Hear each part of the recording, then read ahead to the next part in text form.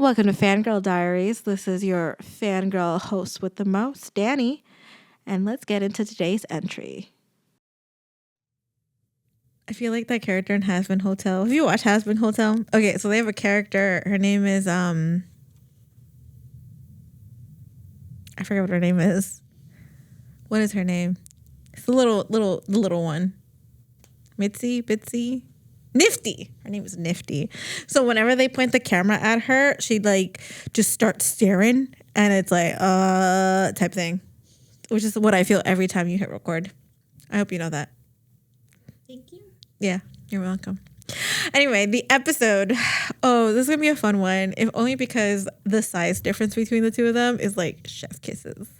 One of them's like really tall, and the other one, he's not like super short, but it's like the right amount of short where like they fit really well. They're really cute, and a part of me hopes they're really together. Even though I think someone told me that the other, like the tall one, might have a girlfriend. But I heard they might have broken up.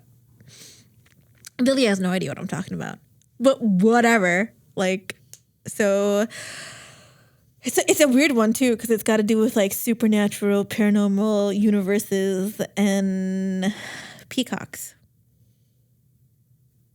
Yep, peacocks. Is that how you say it? This week we're doing Me and Who. Woo!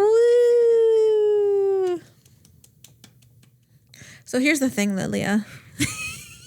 That's gonna be my favorite joke. It's me showing you the thing every time.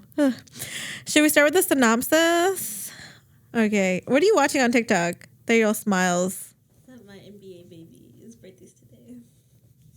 Ew. Okay. Lilia's weird. Ew. You cannot say that to me. Why? After your little sports. My sports what? Hockey thing too. First off, those were fictional characters. Two in the same. No, because those aren't real men. They're fictional. We haven't gone to a hockey game. I don't have a hockey team. Well, you'll get there. But Nah, I don't think so. I can't watch hockey. I tried last week. I'm glad this episode's coming out after our heated rivalry episode, or else this wouldn't make any sense. Anyway, so we're doing Me and Who, which released on October 17th, 2025, and its final episode was released on December 5th, 2025. I want to point out, I don't usually put what streaming service this is on, but at the time of recording this, it's only on Tenet Video, which is like WeTV. It talked about how like for a good couple of months, I was able to watch this with no problem. It was like free. They made it VIP last week. Like, I'm not even kidding. They put it behind a paywall, and the only reason I was able to finish it, and I don't mind revealing it because if it undoes it, then whatever. Because like I didn't download anything else, is that I had downloaded the episodes to watch before I left for London because I was gonna watch it on the plane, and I never did. So when I clicked the downloaded videos, it let me watch the whole thing. yay! Which was great, but crazy that they put it, and it pisses me off because I know that show and like Shine are like, and I think Top Form are like the three shows that I really want to watch like consistently, like I want to rewatch, but they're behind a paywall, and I'm just not in the mood to be paying another $6 for another streaming service. Like Shine is the one that I'm like so mad that I'm gonna have to, because while I was able to find Me and Who on an illegal site, I haven't been able to find Shine, and it makes me mad. So, all right, synopsis time. Man of misfortune, Phopthron, I'm saying that wrong, I'm going to call him Thron the entire time, is reborn in the body of Apo, a billionaire with a handsome fiancé, Suriya?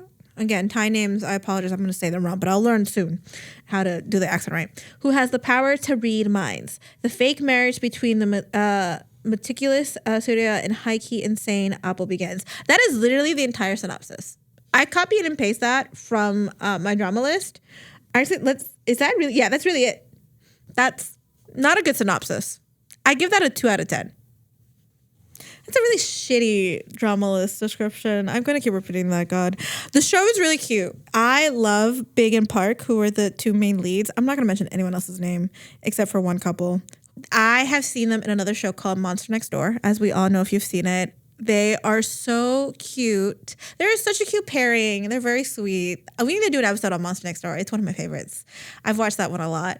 And they appeared, I think before the show aired on Knockout in like a special cameo on the special episode. It was like a blink if you miss it moment, like if you didn't see them. But this was a really cute show.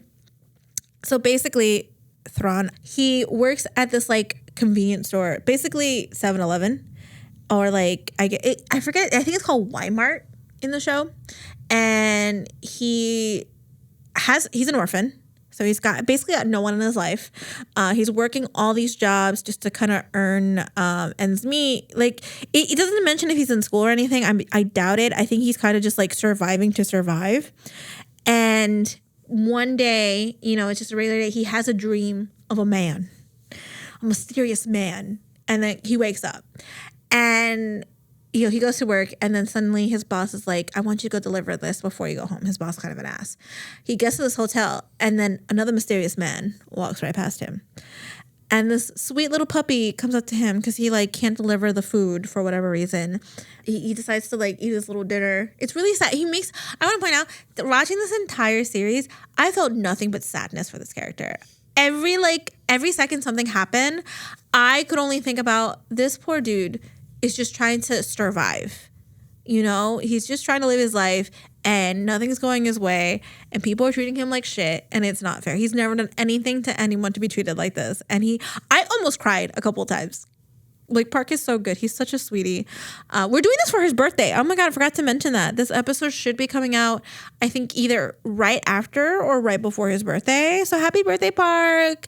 Yay. I hope they get another series soon. I don't think they've announced anything yet because this one just recently ended.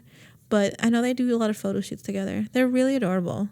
I should show you the videos they do, Lilia, because they do like the couple like dance threads, and like literally the size difference. Homeboy is like skinny, like he's got like a nice little waist, and like big, really like his hands like fit right there, like well around him. You're just like, damn. I hope they're dating, because if not, they're really good at acting as a couple. And if I was Big's girlfriend, I don't know, I feel like I would be a little jealous. But that's just me. So this dog comes up to him and is like really sexy. He's a stray dog, and he gives him the food. He's like, why not? And then the dog gives him a lottery ticket, just like randomly off the street. And it turns out to be a winning lottery ticket. And you think, oh my God, his life's turning around. He's going to get money. He's going to be able to live comfortably, right?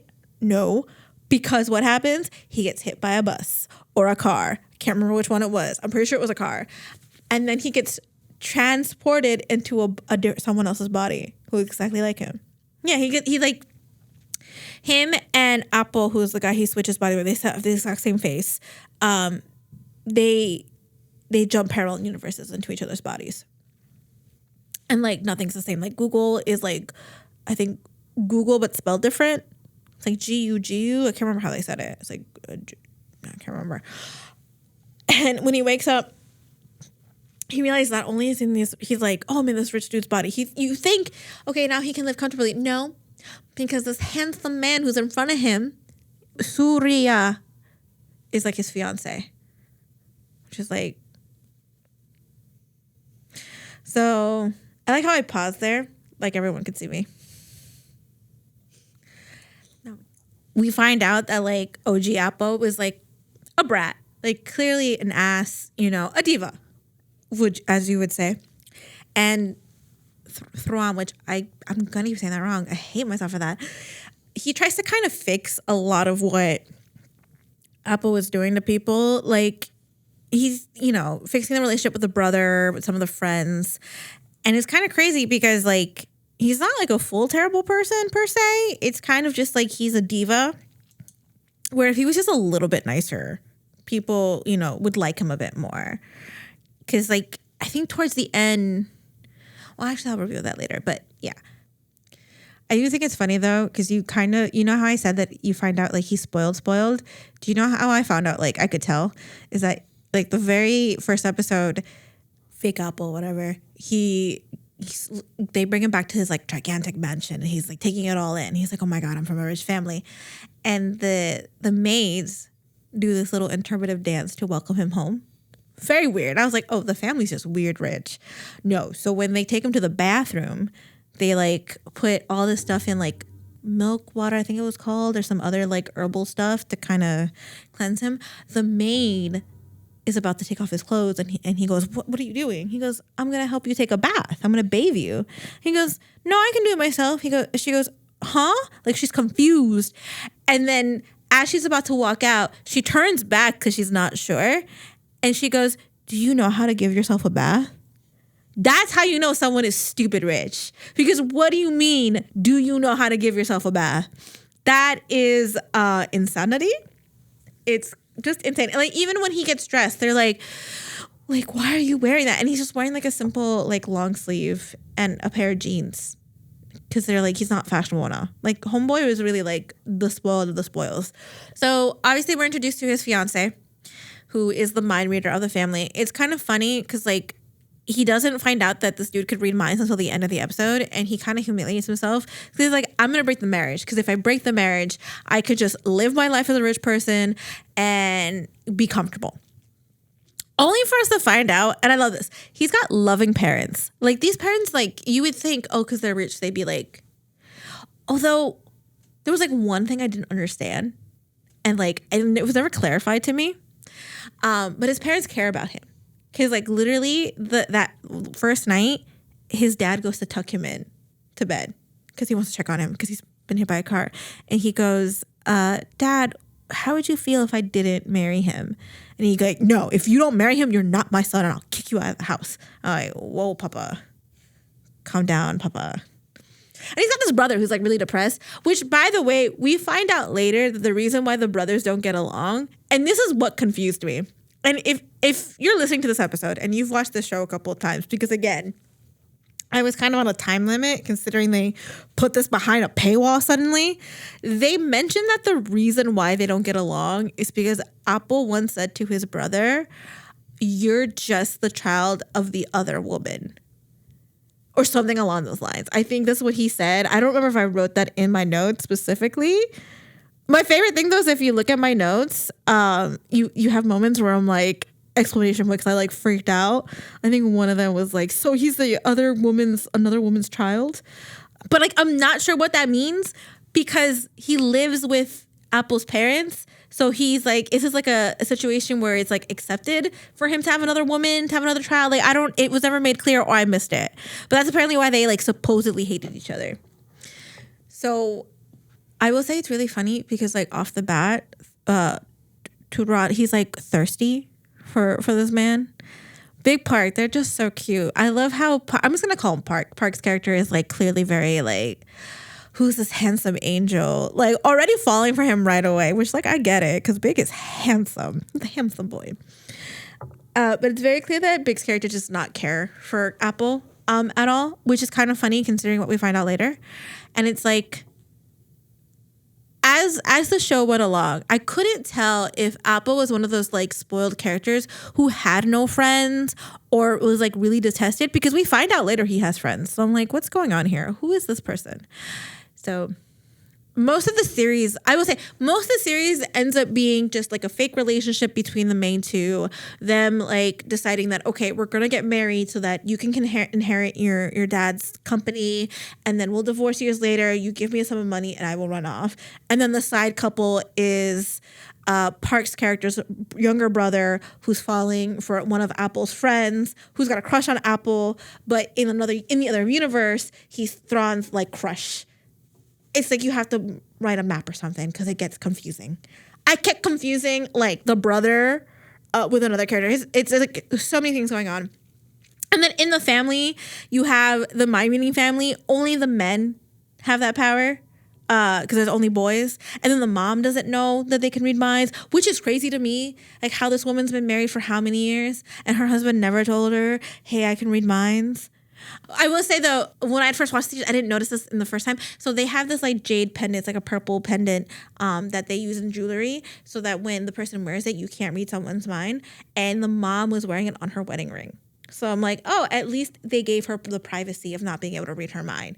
But kind of like that they don't let her read it. By the way, I hated his mom. So Mark's mom in this, right? I hated her from the very beginning because she's like a boy mom. She's got 3 sons. Yeah, so she's got 3 sons. Talk about how the first day, poor Park's character comes in because, like, he's clearly I'll get to this part in a second because this really pissed me off. I like this series, but there were a lot of moments that really pissed me off because I just kept feeling bad for the lead character, right?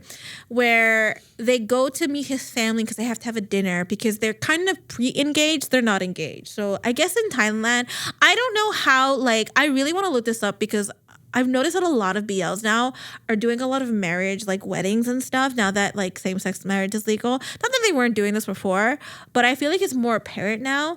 I really would love to learn how they do like the ceremonies there because they had a whole engagement ceremony and it like featured like all the friends and family, like the groom had to go through and like do specific tasks just to be worthy of like, I guess in this case, the bride, even though it's another groom, but like the point is like for a straight wedding would be like the bride and the groom. So I love that we're getting more of that in these BLs because, it's really interesting to see how wedding ceremonies happen over there. That being said, so he goes to a pre-engagement, like it's an arranged marriage. Talk about how the mom brought an ex-girlfriend from kindergarten. I mean, Homeboy, it confirms Homeboy is bisexual, or at least, but it was funny because she goes, oh, my lovely, like, Jenny. I think her name was Jenny. I can't remember. Something with a J. She's come here, she knows how to cook. She's like, I think, everyone should learn how to cook. And he goes, Mom, you don't know how to cook. But it's an important skill everyone should have. Like Homegirl really bit herself in the ass on that one. And she's trying to get a rise out of who she thinks is Apple. And Homegirl's got like a soap opera imagination. It came out of State of Novela. Lilia. He literally imagines Apple getting a screaming, how dare you do this to me? And then like Sora's character being like, how dare you scream at my mother? I don't want to marry you anymore type thing. And I'm like, the fuck is happening? All in her head. Like, maybe that's definitely why she wears that pendant on her ring. They do not want to have to watch that 24/7. I thought that was funny. But I want to point out, she does this the entire series. Later on, after they get engaged, they go away on a trip. He brings his actual ex-boyfriend, like an ex-boyfriend that like he clearly was very much in love with, on a family vacation. And the ex-boyfriend also is trying to get back with him. Like, let me tell you, this pissed me off. Because like poor Thron, he's like trying to win mom's approval. They go on this vacation. He makes him a drink. And it has, I think, like peaches or something in it that turns out the ex, whose name I never learned. I think it was something simple. I just was like, I don't give a shit about you. You're just the ex. He drank something that he was allergic to, didn't tell Phopthron that he was allergic, and had like a serious allergic reaction. And the mom gets pissy, being like, you almost killed him. Bitch, he didn't know. It made me so mad. Like this, she redeems herself at the end because she kind of realizes, oh, they really are in love. But I'm like, you're a fucking bitch for doing that. She really did redeem herself. I was like, you know what? The dad ended up being kind of the villain at the end, but it was kind of like messed up that like this entire time she was doing this, she was such a boy mom. But at least it's like, I don't know how real boy moms like are like that. Like to the point where it's like, no wonder there are certain like men that like just are the way they are. Like, no offense. I don't know. It was just crazy. So I will say the one thing about the show that kind of pissed me off. So Homeboy gets hit by a car in both universes, right? So when he wakes up in the parallel universe in Apple's body, he supposedly has memory loss. They keep mentioning, oh, he might have memory loss, but they keep acting like he's supposed to know things. So this is the episode where we get the cameo from King Nam Ping. We really need to just sit down, you and me, one day and just watch a video on how to pronounce Thai couple names.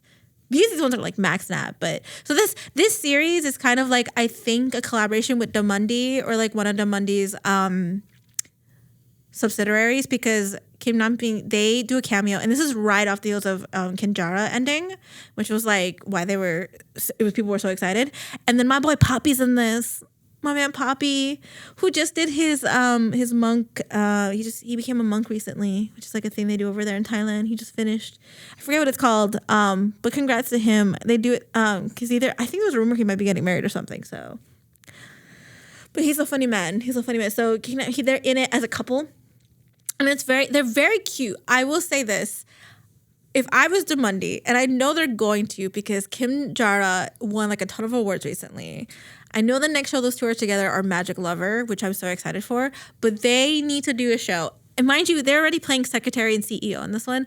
They need to do a show where like we get like at least 2 or 3 episodes of them being a married couple, because it's very much, I'm thinking of like wifey material. It's just so, he's so cute. I love him so much. He's adorable.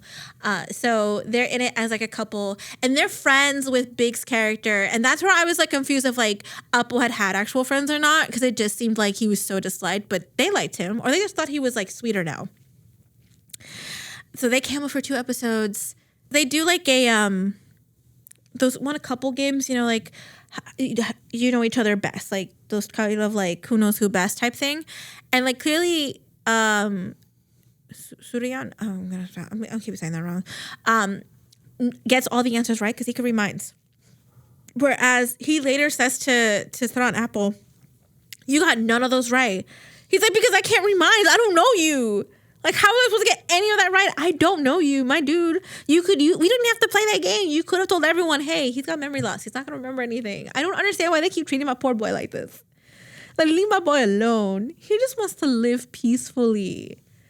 Like, this whole series stressed me out for this guy, because every turn, something happened, I was like, he's going to end up alone, sad, and it's making me depressed. Like, he's living comfortably at home with his family. He's getting used to having a family after so long. And then boy mom over here is like, you guys should move in together because you need to learn how to live like a couple. And he's like, what? And throughout the entire time, Big's character, he's like flip-flopping. Like, one moment, he's like really into him. Like, he's like falling for him. You can see it in his eyes. And then the next moment, he's like, well, it doesn't matter because we're going to break up anyway at some point. And I'm like, what the fuck are you doing? It pissed me off, Lilia. Because like 2 scenes beforehand, they're being sweet. They're like, okay, we can work to this together. And they're like kind of being really flirty. And then we go to them trying on their wedding attire. And he's asking him his opinion. And he's just like, just pick whatever you want. We're going to break up eventually anyway. I was like, how am I supposed to like these characters? It sucks because these two together are so cute. Like, let me tell you, Monster Next Door was literally my favorite series of them, and we have to put that on the schedule. I love them. I feel like that's more of like a September show, though, because it's like a school setting show. It's a college setting show. It's so cute. Their chemistry in that one was so cute. But in this one, I was like, their chemistry really worked. I just hate how much he like flip-flopped on him. And I didn't think it was fair because it's like, you know that he's not from this universe. You know that technically he is alone. And the more you read his mind, you know that he's an orphan. So he really has no one. And you're treating him like crap. Like, back the fuck up. I was really sad because like his crush from the other universe is like kind of like a player, right? And very clearly not gay. He's like straight, because you could tell, because he like they show scenes of like him in his original universe, and him and I think his name was Ta, working together, and he's flirting with other girls, and he's using Thrawn a lot to like get work done. And he's kind of very much so like just letting it happen, because again, he has no one in his life. So of course, the first person he falls for, he's just going to like be a pushover for. And now finally he's in this universe where his crush actually likes him. But oh no, he's this handsome rich man who I also might be falling for. Who do I choose? And it's funny because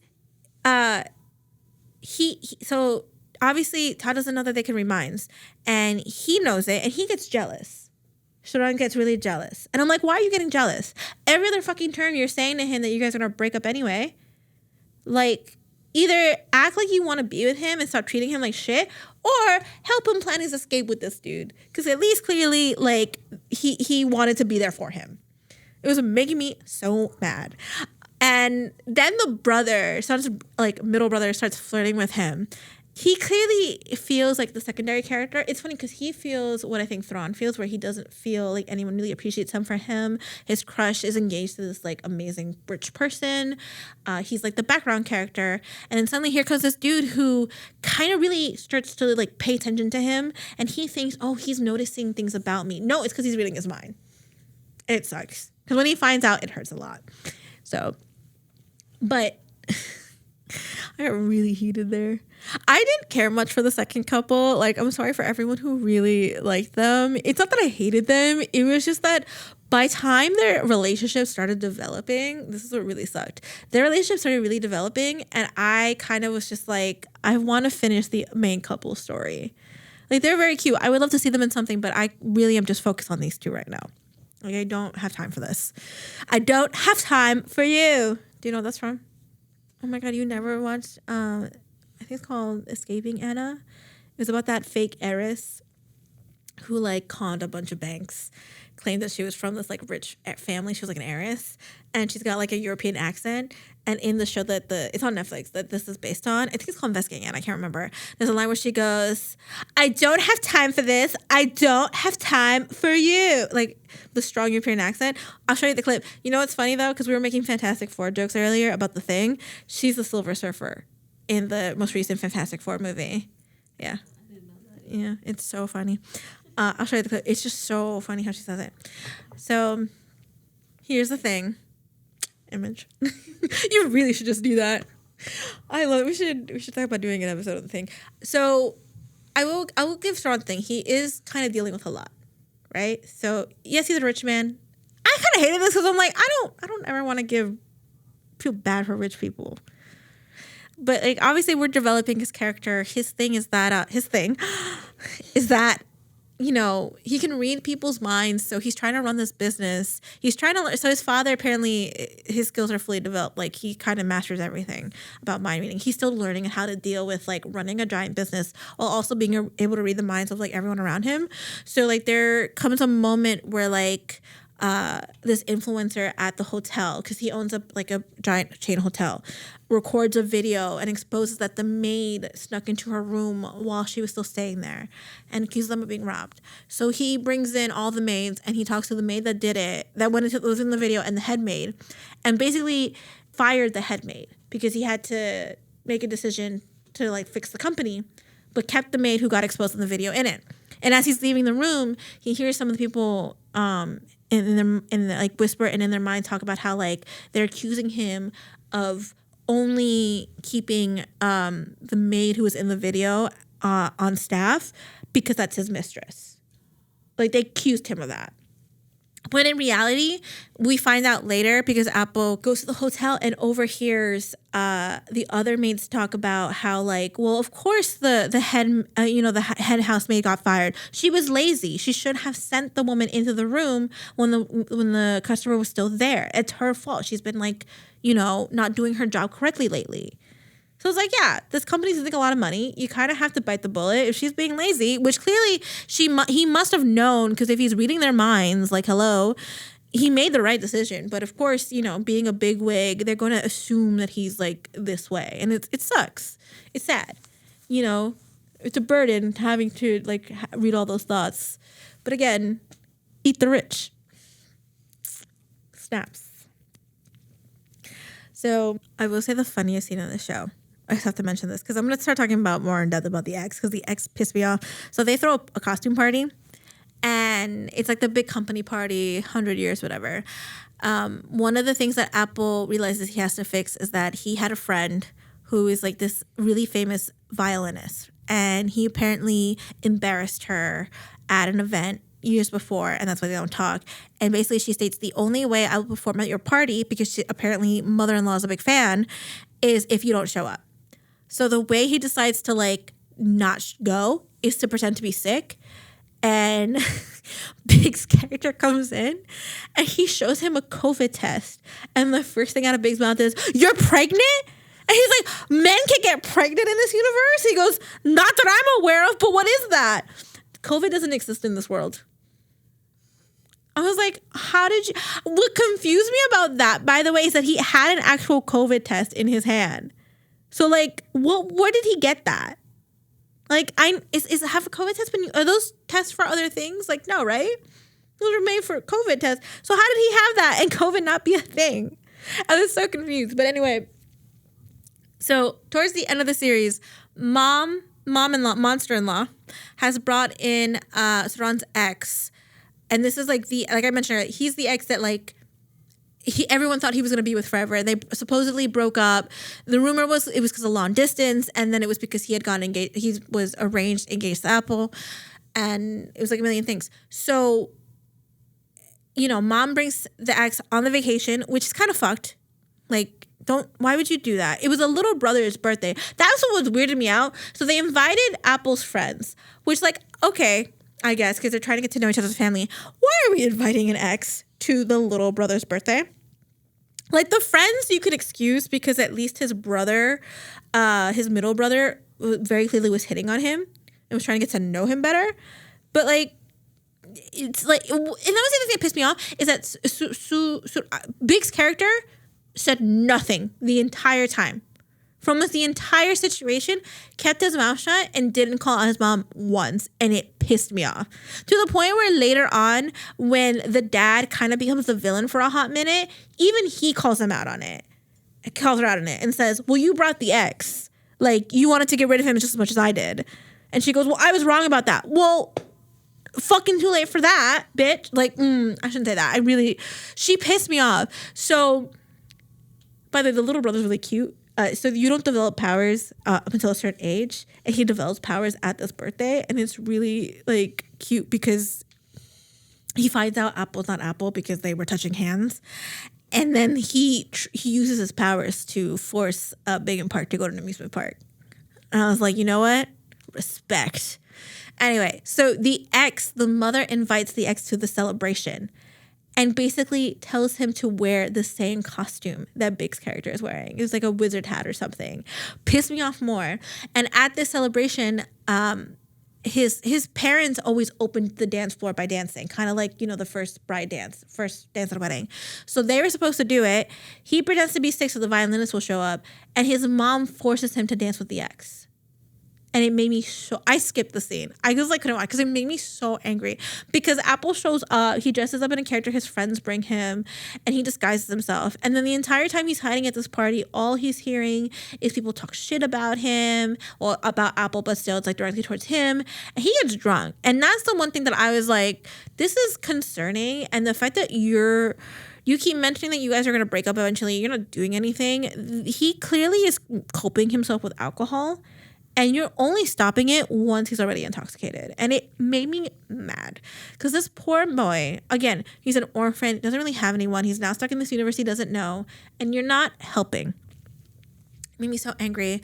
He stops him from revealing because he gets drunk. He's like, you never cared for Apple. He had to stop him. And then dance. And it's cute. And then this is the thing. There are moments where they make out and they kiss, and it's like, oh, they're going to end up together. And then it's one of those oh, they're finally going to develop their feelings, and then something stops it. And I'm just like, can we stop? Can we not? So it is revealed, by the way, that the ex is the bad guy for the series. But they bring him in so last minute to be the bad guy. It's hinted in the birthday episode, but that's I think the 6th episode. And basically, so the reason why earlier, and I'll mention the dad's part in this in a second, because I'd rather touch on the ex first and then the dad. Or actually, no. What do you think, Lilia? Dad after? Yeah. Okay. I already started. So it's revealed that the reason why they broke up wasn't because they long distance. It wasn't because of the engagement. It's because he cheated on him. He had a full-blown affair. And real Apple called him out on it. They show a scene where he comes in and he's Apple's I know you're here to see him, and I know you're here to try to win him back. And the ex is all no, it's not, I haven't seen him in a while. I'm just trying to catch up. He goes, no, I know the reason why you broke up isn't because of us getting engaged. I know if we never would have gotten engaged, you wouldn't have got back together because I know about your affair. And I was listen, this is what I meant by maybe Apple wasn't completely a terrible person. He just needed to work on his personality with certain people. Because even with with his younger brother, so we find out that the ex is the one that hit him with the car. Because it was that moment. Because when he got called out for the affair, he takes his revenge and tries to murder Apple so he could get back with him because he wants the money. And they at some point accuse Apple's younger brother, the one who, again, from context clues, it might be his half-brother. Because Homeboy's just depressing, and you would think he was. It turns out he was trying to investigate because he cared for his brother. So I'm like, damn. What's the consistency here? Is Apple a terrible person or he's not? Because I'm seeing a lot of people who really care about him. But whatever, I digress. The dad finds out it was the ex because he... So I thought the ex knew about the mind reading. He didn't. But it was confusing because he's wearing a bracelet or a necklace with the pendant on it, the purple one. So I thought, oh, he knows. But then he allows the dad to like grab his hand, because if you're wearing the pendant on like any type of jewelry, the only way you can read someone's mind is by touching them, right? So he allowed the dad to grab his arm or like whatever it was, and he read his mind, and he was like, I wonder how he figured out it was me. I'm like, wait a minute, did he not know? Like, why couldn't they tell us early? Because I really thought he knew. He kidnaps the mom. He kidnaps the mother-in-law, gets into another car wreck because Apple basically rides a bike in front of him. And then before I get to this part, I will say to kind of cut corners with the dad, because if I go further, it's not going to make any sense. So the dad becomes suspicious because of Apple, because, ooh, that was a loud one. Suran starts acting differently. Like, they're about to buy this big building. Like, they've had this shaman around that this mom trusts a lot, who predicts that this one building is going to bring them great fortune, right? And it turns out this building is basically an orphanage / community center for the children in the area. And because he knows that Phopthron is an orphan, he declares in front of the media that they're not going to buy it. And instead, they're going to put money towards the orphanage so they can continue thriving there. And the dad is like, ever since you two officially got engaged, you've changed. You've become Saw.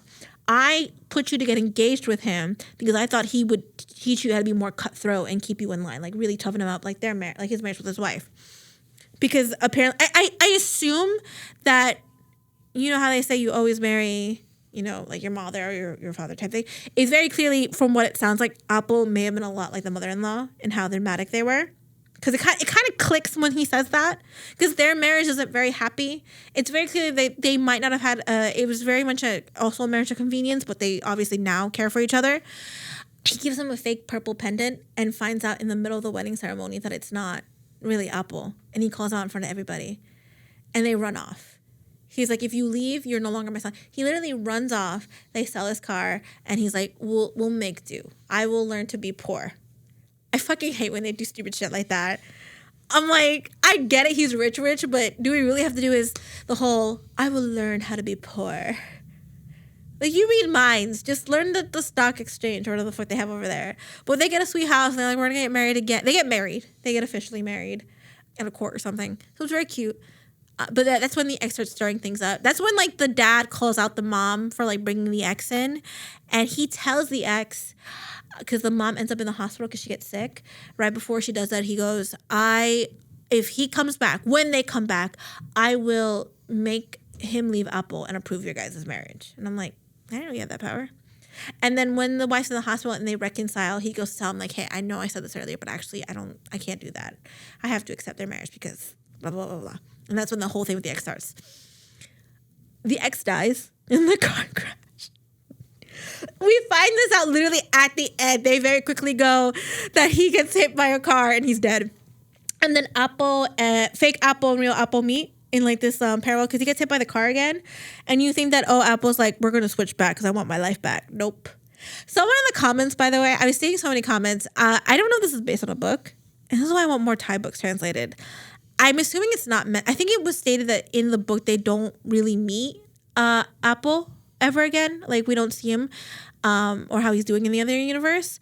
But some people speculate because so this is for the series. He basically states that he does not want to come back to his universe because Thrawn has kind of like fixed his family. They seem happier. They're doing well. He's not needed here. And he's kind of found his place. So some people speculated that he might have ended up with the crush. And I think that's not what happened. And then someone else kind of speculated what I thought, which is in that first episode, the person that Thrawn passes by when he's going to do the delivery is big, because you kind of see that it's big. And I'm assuming once he woke up in Thrawn's body, he probably still had the lottery ticket, the winning lottery ticket. So it's not like he went there and was poor. It's clear that if he had a lottery ticket, he obviously came into money and probably ended up with Big's character in that universe. That's my headcanon. Because it's like, there's no way that this dude just decided to stay poor. He clearly had to have had that lottery ticket. But it's cute. So it kind of ends with the families accepting each other. The brother and the friend get together. And then they have another wedding at the beach. And then that's how it ends. It's really, the ending was really cute. I was able to say that, like, for all its, like, faults, I didn't like a lot of these, like, moments where it was, like, we're breaking down this character who's clearly already had this shit kicked out of him. Because, like, again, I'm stressing the orphan thing, but, like, they show, like, a scene where the point of, like, the building being bought, the reason why it really, like, he really was against it, he didn't want to express it, because clearly he has to keep out this facade, but we find out that the reason why it hurts so much is because it happened to him in his universe. The orphanage he lived in was bought out by this gigantic corporation. And, like, they didn't have a place to live afterwards. It's very clear that he's an orphan that kind of aged out of the program. Because that's kind of what it was. Because he really has nobody. Like, for him, like, when they're at the beach for the little brother's birthday, and the little brother's reading his mind the first time, he literally says something along the lines of, I'm really happy that you're growing up surrounded by this big family, better than the life that I had growing up. Something along those lines. And it's, like, really sad. It made me want to cry. I felt really bad for this character. Big's character had to grow on me because he kept pissing me the fuck off. Like, when they got together, they got together. I will also say this is one of those few Thai BLs where, like, the couples don't do, like, the NC scenes that crazy. Like, they'll make out, take off their shirts, but we don't really see it. There's, like, 2 moments in this one where they kind of show off some, like, not physically, but, like, in the, like, distance in the background, you kind of see it's kind of, like, almost fading out. Like, you can't really tell. So I think that was good because the chemistry really was there. Like, they had many moments where their chemistry was just it. But it was just, there were moments, like, with the writing that I was just like, I really like the series. It's just, it irked me how they were treating this poor character. So that's kind of, like, everything I have to say. It was great. I want to see more Big and Park. I love them so much. They're clearly, like, one of my favorite couples. And they've only ever done 2 series. Like, not counting the 2 other cameos they had. They've only done 2. And even though I had some problems with this one, I really enjoyed it. Even though I'm probably going to watch Monster Next Door more because I'm not paying for Tenet. I don't want to pay for them. It's so expensive to have so many. Should I do my rating? So for this one, I think I'm going to give it a 7 out of 10. I kind of was irked a lot by this whole, like, oh my God, how does he not remember everything? And it's like, you just said he had memory loss. And then the fact that we had to switch bad guys, like, 3 times, it was kind of, like, very inconsistent. And it was just getting to a point where, like, as much as I love Big and Park's chemistry and it was there, I was getting really annoyed of the flip-flopping. It just doesn't do it for me when we're doing it so often. Like, okay, they're about to get together and then suddenly it's, no, we're not because it's an arranged, like, I don't know, like, maybe I haven't watched enough shows with arranged marriages, but it was just, like, I was getting to a point where, like, because of who they are, I don't know. I would have preferred to have seen less of that and more of them learning to adapt together. And I guess they're on adapting to being Apple. I don't know. I just hate the flip-flopping. I hate that there was this constant, like, this relationship is going to end at some point, so it doesn't even matter. It's like, then why are we even putting the effort? Type thing. So, yeah. Anything you want to add, Lilia? Sounds really crazy. I mean, parallel universes, it is supernatural. It is. I will give it this. I know I'm still a baby BL fan. The one thing I have to praise Ty, because I was seeing this conversation a lot with Heated Rivalry being a thing and how it's like Heated Rivalry is like what the big like LGBT show right now. And it's nothing like it.